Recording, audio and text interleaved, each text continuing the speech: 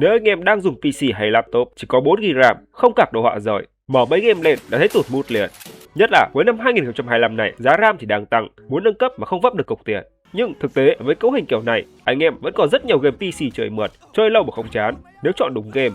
Và trong video ngày hôm nay, sắp game quay lại với top 10 game PC cho máy yếu, RAM 4GB, không cần VGA rồi, vẫn chơi ổn trên laptop văn phòng hay PC cũ. Ok, game là dễ, hãy để tôi giới thiệu game cho anh em, còn hay giờ như thế nào thì tùy anh em cảm nhận nha. Giờ thì bắt đầu video thôi nào. Mở đầu danh sách là Left 4 Dead 2, một tựa game sinh tồn bán zombie quá quen thuộc với anh em PC. Game này chạy rất ổn trên máy RAM 4GB, không cần card đồ họa rời, chỉnh setting thấp là chơi mượt. Điểm mạnh nhất của Left 4 Dead 2 là chơi co-op cực vui, dù bạn bè bắn zombie thì chơi hoài không chán.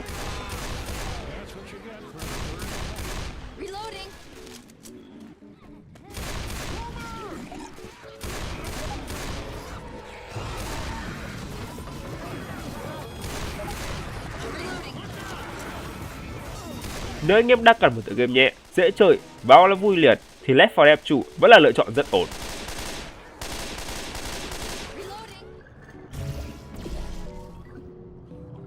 Tiếp theo là Portal 2, một tựa game giải đấu cực hay nhưng lại rất nhẹ máy. Game không cần cấu hình cao, RAM 4GB chạy thoải mái, đồ họa đơn giản nhưng gameplay cực kỳ thông minh.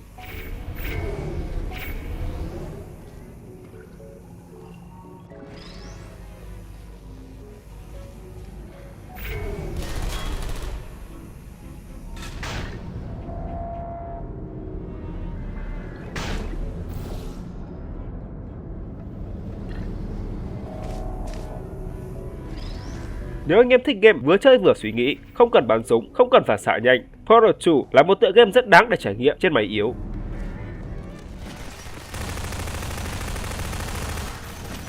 Half-Life 2 là một tựa game huyền thoại và đến bây giờ chơi lại vẫn cuốn. Game có lối chơi bắn súng kết hợp giải đố, có chuyện ổn, gameplay mượt, và quan trọng là chạy rất tốt ở trên PC cấu hình thấp. RAM 4GB, không VGA rồi vẫn có thể chơi được, phù hợp với anh em đang dùng máy đẩy cũ mà vẫn muốn trải nghiệm game FPS chất lượng.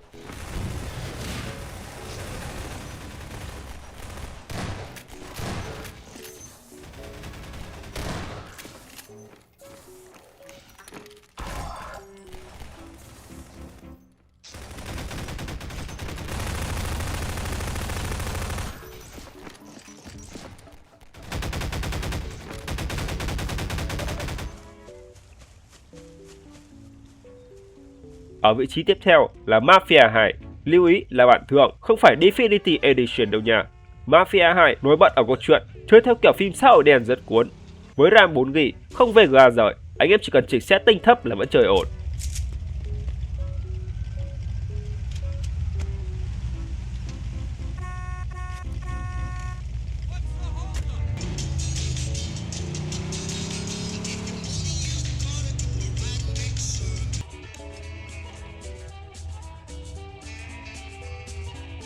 Nếu anh em thích game có câu chuyện hay, chơi chậm rãi, tập trung vào câu chuyện, Mafia 2 vẫn là một sự lựa chọn rất đáng chơi. Sleeping Dog là một tựa game hành động thế giới mở lấy bối cảnh Hồng Kông, và rất nhiều anh em hãy so sánh tựa game này với GTA.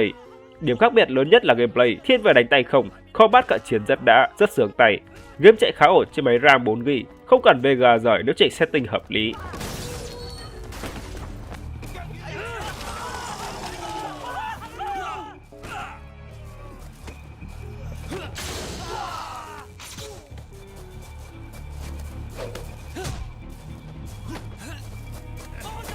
Nếu anh em thích game hành động thế giới mở nhưng vẫn muốn cái cảm giác combat không khác gì GTA, Sleeping Dog là lựa chọn rất nên thử.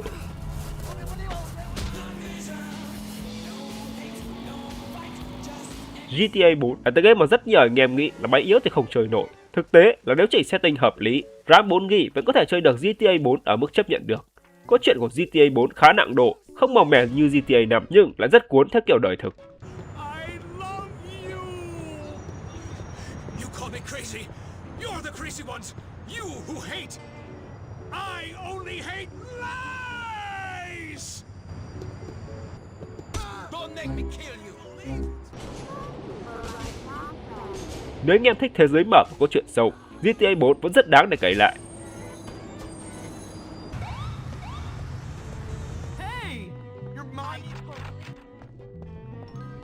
Bully là một tựa game khá đặc biệt của Rockstar, lấy bối cảnh trường học. Game rất nhẹ, laptop văn phòng RAM 4GB chạy thoải mái, không cần card đồ họa giỏi, gameplay vui, nhiều hoạt động linh tinh, chơi giải trí rất hợp nếu anh em ngán bắn súng hay game nặng đầu.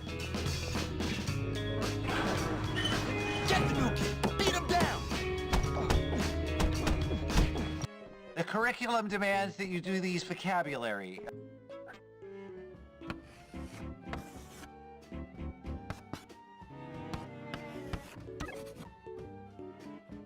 Một sự lựa chọn rất ổn cho máy yếu. Just apply yourself a little harder.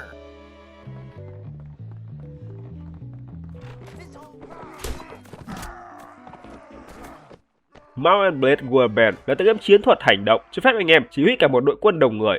Dù số lượng lính ở trên màn hình khá là nhiều, nhưng game sẽ rất nhẹ, RAM 4GB vẫn gánh ổn.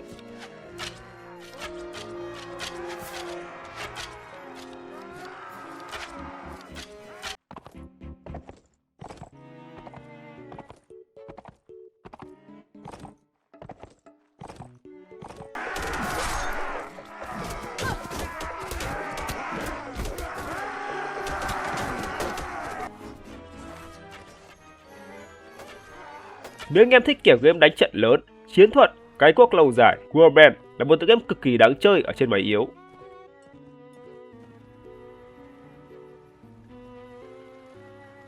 Fallout New Vegas là một tựa game nhập vai thế giới mở, có chiều sâu và có chuyện hay. Game này chạy tốt hơn nhiều người nghĩ, RAM 4GB vẫn chơi được nếu không cải mod nặng.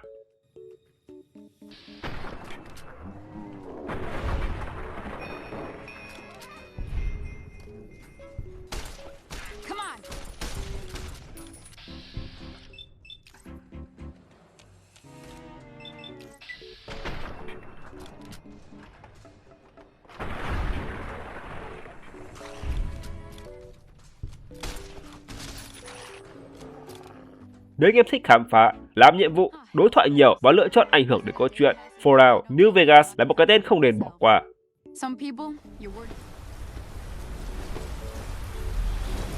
Vị trí số 1 trong danh sách ngày hôm nay là Skyrim, nhưng là bản Legendary, không phải là Special Edition. Rất nhiều anh em nghĩ Skyrim là game nặng, nhưng thực tế là bản cũ này chạy khá ổn ở trên RAM 4GB, không VGR nếu chỉnh setting thấp. Thế giới rộng mở, mod nhiều, chơi hàng trăm giờ vẫn chưa hết cái để làm.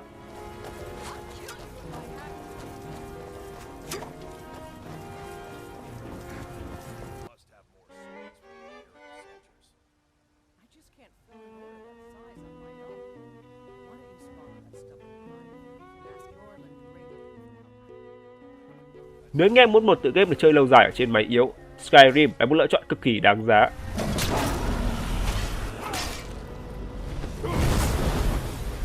Trên đây là top 10 game PC cho máy yếu, RAM 4GB, không cần card đồ họa giỏi, anh em vẫn có thể chơi mượt nếu chọn đúng game. Nếu anh em đang dùng máy yếu hơn nữa, ví dụ RAM 2GB hoặc laptop đời rất cũ, mình có thể làm riêng một video khác phù hợp hơn. Anh em cứ để lại bình luận ở dưới cho mình biết nha. Còn bây giờ, mình có để sẵn một video khác ở ngay trên màn hình, cũng là những tựa game rất hợp cho máy yếu. Anh em bấm xem tiếp nếu thấy cần nha. Video hôm nay đến đây thôi. Hẹn gặp lại anh em ở những video tiếp theo.